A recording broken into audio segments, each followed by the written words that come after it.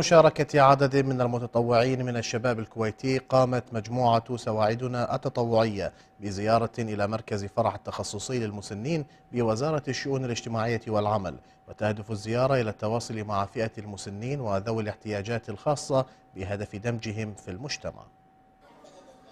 نظمت مجموعة سواعدنا التطوعية زيارة إلى دار رعاية المسنين في وزارة الشؤون الاجتماعية والعمل بمركز فرح التخصصي للمسنين، وذلك بمشاركة عدد من المهتمين في العمل التطوعي.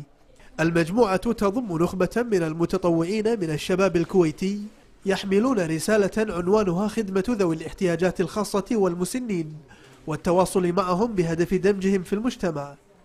مجموعة سواعدنا التطوعية هي عبارة عن شباب وبنات كويتيين يكرسوا وقتهم من أجل خدمة ذوي الاحتياجات الخاصة وكبار السن.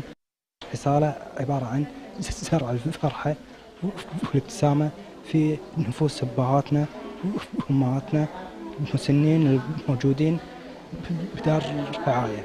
وتحرص إدارة رعاية المسنين على التواصل مع الجهات النفعية والتطوعية بشكل مستمر لتنظيم المناسبات الاجتماعية لنزلائها. أي مجموعتين الأغلبية يحملون معاهم هدايا، والصراحة ويحملون أهم شيء عندنا البهجة والفرح للمسنين سواء الرجال أو النساء، وإحنا نتشرف بأي مجموعات لنا زيارة ونهيئ المسنات، وصراحة أنتم لو تشوفونهم يعني مستانسين على الزيارات، ونتمنى أن هذه الزيارات ما تنقطع.